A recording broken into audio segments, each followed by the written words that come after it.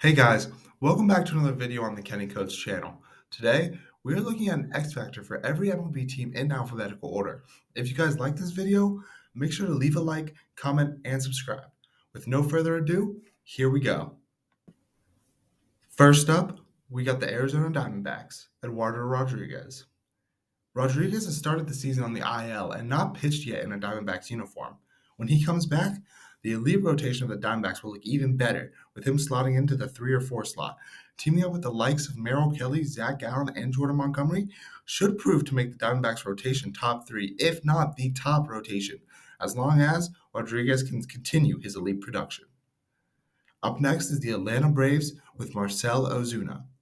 Ozuna has started off the season raking, leading the MLB in home runs and RBIs. His elite power from the DH spot fits in perfectly to the star-studded Braves roster. If he can keep this up and Acuna can do anything close to what he did last year, the Braves could be even better. The biggest worry with Ozuna, though, is his consistency. Just 2 years ago, he had an OPS plus of 88, and the year before, one of 70. If he keeps up this pace, you can almost pencil the Braves in for making a deep playoff run this year. Next up, the Baltimore Orioles with Gunnar Henderson. One of many young Orioles stars, Gunnar has taken the forefront by leading the team in RBIs, home runs, and is currently second in OPS, all while playing one of, if not the most important defensive position in shortstop. His elite skills with the bat and with the glove prove that he has all the talent in the world. With the amount of hype around the Orioles heading into the season, they need Gunnar to be a constant force at the top in order to live up to it. My pick for the Boston Red Sox X Factor is Tanner Houck. The Red Sox have been fun to start the season. They pitch, they hit, and they play some entertaining defense to say the least. Tanner Houck has shoved to start the year.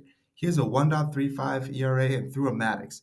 For those who don't know, a Maddox is a complete game where you throw under 100 pitches. He has been the ace of the surprisingly elite Red Sox rotation, which must be elite in order to keep pace in the AL East and carry their league average offense. The team goes as the pitching goes, and Tanner Houck is the starter that can dictate that. Chicago White Sox, Andrew Benintendi. The goal of this White Sox season is probably not to win. The biggest name that they have that they could potentially get some prospects from that is not a franchise player like Luis Robert is Andrew Benintendi. He has stunk so far this year, and his value has plummeted since he signed his big deal with the White Sox last offseason. In order for the White Sox to have a successful season, they need to get prospects.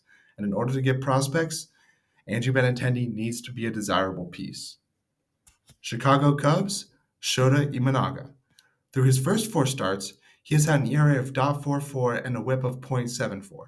With Justin Steele getting injured in his first start, the clear Cubs ace needs to pick up this otherwise somewhat lackluster rotation, or else the Cubs will have a disappointing season. If he keeps pitching like an ace, that offseason deal will begin to look like a steal, especially compared to the massive overseas pitching signing that will be discussed later in the video. Now for the Cincinnati Reds, Elly De La Cruz. The Reds do not necessarily need to win it all this year. They have so much young talent under contract for a while that they just need to see improvement over last year's campaign. Elly De La Cruz is one of, if not the most electric player in all of baseball, with his 99th sprint speed and 97th percentile barrel percentage. If he can just limit strikeouts and steadily improve his plate vision, he can lead the upstart Reds to the promised land. Cleveland Guardians, Emmanuel Clase. The Guardians are not the type of team to blow you out. They will beat you with pitching and score just enough to get the win. With that strategy, an elite closer like Clase is a must. Clase has been nothing short of spectacular in his career with the Guardians and is a top 3 closer in the MLB. He needs to keep this up and play this good in order for the Guardians to go anywhere this season. Next up, Colorado Rockies, Chris Bryant. This is Chris Bryant's make or break year. He is still seen as having a chance of going back to his former Chicago self, but this version of him is slowly fading away the further and further we get. If he can put together a pre-COVID Chris Bryant season, we could see a light at the end of the tunnel for that Rockies lineup, with rising star Nolan Jones making his presence felt in the middle of that lineup. Detroit Tigers, Spencer Torkelson. The Tigers need power in their lineup, and their 2020 first overall pick should be a source for it. The somewhat disappointing early start to Torkelson's career seems to get overblown often. He's a 24-year-old third-year player who is still trying to find his footing in the MLB. With that being said, if the Tigers want to make a push for the AL Central, they need that power. They need Torkelson to play a part in it. Houston Astros, Hunter Brown. The Astros pitching staff have been decimated by injuries this year. The 25-year-old Hunter Brown lines up to be a middle-of-the-rotation starter until the likes of Christian Javier, Framber Valdez, Jose Urquidy, Luis Garcia, and Lance McCullers get off the injured list. He struggled last season, posting a 5.09 ERA with a 1.362 whip in 29 starts. If he can prove to be a mid-rotation level pitcher and could hold down the rotation until those big names return, the Astros could be sitting pretty. The Kansas City Royals, MJ Melendez. We already know Bobby Witt and Cole Reagans are going to ball out this year, but MJ Melendez is a bit of a wild card. The former top catching turned outfield prospect has shown a lot of potential and is off to a hot start to begin the year. But we need to see him keep this up in order to keep the Royals in the race and compete with the Guardians for the AL Central title. Los Angeles Dodgers, Taylor Ward. Mike Trout is going to be Mike Trout as long as he stays on the field, but the Angels need talent around him. The one with the most potential and who has shown it before is Taylor Ward. His under-the-hood stats look promising, especially his 98th percentile sweet spot percentage. If he can go back to his early 2022 form, the Angels might be able to make a push for 500 and a potential wildcard spot in the AL. Los Angeles Dodgers, Yoshinobu Yamamoto.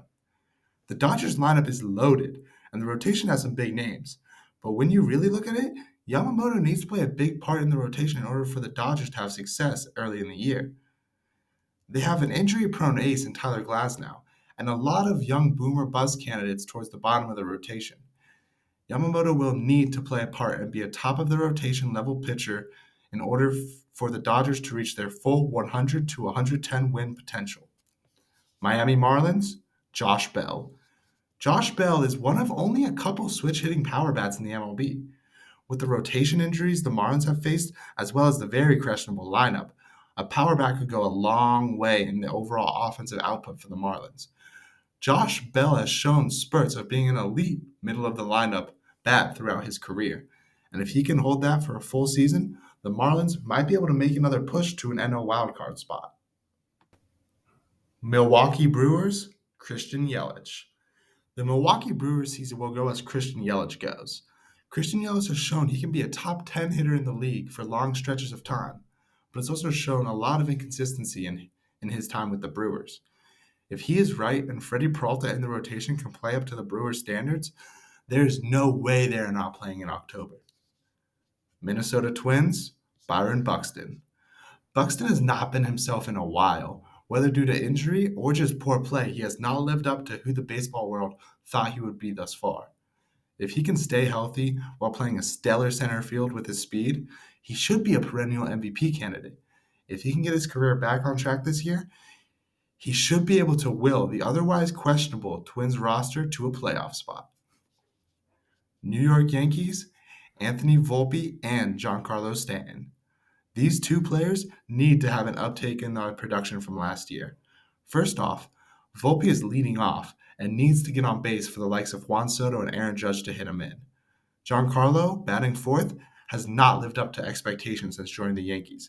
In order for the Yankees to produce runs, they need Stanton to be able to clean up the bases after Volpe, Soto, and Judge. If these two can produce, the top four of that lineup will rival Murderer's Row. New York Mets, Brandon Nimmo. Brandon Nimmo has been an underrated player for a while and is a solid bat paired with an above-average center fielder's glove. If he can take a step up towards the top of that Mets lineup, the Mets will be a scary team to face. If he has a career year paired with Jeff McNeil, Pete Alonso, and Francisco Lindor, the Mets could surprise many in this so-called rebuilding year. Oakland Athletics, Esteury Ruiz. Looking at the Athletics, almost all the players are older than you would think. The talent well is dry, except for the catcher position and Esteury Ruiz. This year does not need to be an amazing breakout for him, but after his base stealing campaign last year, he is easily one of, if not the most important player for the Athletics to develop in order to create their new identity in Las Vegas for the upcoming years. Philadelphia Phillies, Trey Turner. Trey Turner is the definition of a five-tool player when at his best. He can do everything on the diamond and is one of the most electric players to watch in baseball. If he can pick up where he left off during the last couple of months of the regular season last year, he can be a key cog in the Phillies' playoff sprint. Pittsburgh Pirates, Ke'Bryan Hayes. If Ke'Bryan Hayes can develop his bat, he has the potential to be the face of the Pirates with their young pitchers in O'Neal Cruz. Hayes started off the year hot, but slowed down a little bit as of late at the plate. He has league average metrics, but has an elite eye at the plate with a below league average K percentage while having an above league average walk percentage and bat to ball skills. If he can put it all together, at his best, he could be the next Nolan Arenado. Next up, San Diego Padres, Fernando Tatis Jr. If Tatis can return to his pre-suspension levels, the Padres should be feared. Last year, Tatis was only a league average hitter, but picked it up on the defensive end with his move to right field and winning the Platinum Glove. If Tatis can become the player he was, he's going to have a solid MVP chance, and the Padres could be competing for a top wildcard spot. San Francisco Giants, Blake Snell. Blake Snell has struggled in his first three starts this season, posting an 11.57 ERA in a Giants uniform.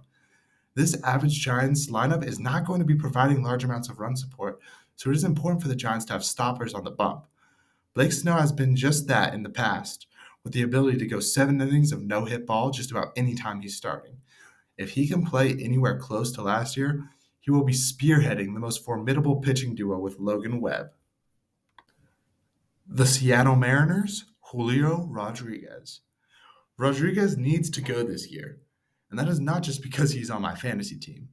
Julio is the star of this otherwise shaky lineup and needs to be producing in order to not let his team's spectacular pitching go to waste. If Julio can start hot instead of waiting for the All-Star break like he has done in the past, the Mariners could challenge the Rangers for the AL West crown. St. Louis Cardinals, Paul Goldschmidt, and Nolan Arenado. Both of these players need to go. If this Cardinals lineup does not have Arenado and Goldschmidt playing well, then they don't have much. These two aging veterans slowed down a lot after their last elite 2022 campaign and could be key contributors to the absolute dumpster fire of the season the Cardinals had last year. If this team wants to compete at all, these two need to catch fire. Tampa Bay Rays, Aaron Savali, and Zach Eflin.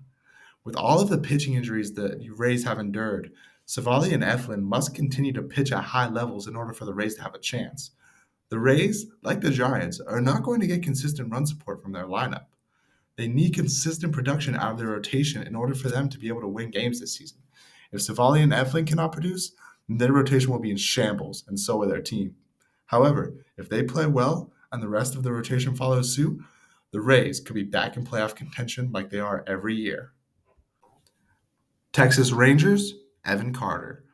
Evan Carter was on a tear last season after getting called up to the big leagues. For his official rookie year, his production needs to continue or improve in order for the Rangers to have a shot to go back-to-back. Last year's success was a key part of the Rangers' championship run. With no doubt, we will see the Rangers back in October, but will Evan Carter be the star that he was for a second straight year? Well, that's yet to be answered. Toronto Blue Jays, Vladimir Guerrero Jr. Vladdy has been off and on early on throughout his career. His 2021 was amazing, but in the years since has struggled a fair amount. The Blue Jays have been disappointing the past couple of years and need to turn it on this year in order to prove to the world that they are a serious franchise and that this core can win. This core does not have a limited time, and their leader Vladdy has to take a step up and lead them to a playoff run. Last but certainly not least, the Washington Nationals with C.J. Abrams. After trading away everyone in the 2021 and 2022 campaigns, this is the season where the Nationals prospects need to start showing signs of improvements in the majors as well as in the minors. This starts with C.J. Abrams, who has shown he can be a five-tool player if it all goes right. If he can prove to be the face of the franchise, the Nationals have a bright future with elite prospects Brady House, Dylan Cruz, and James Wood coming up on the horizon. Well, That's all for today's video. Hope you guys enjoyed. And if you have any other potential X factors for your favorite team, let me know in the comments. Thanks for watching, and I'll see y'all in the next one.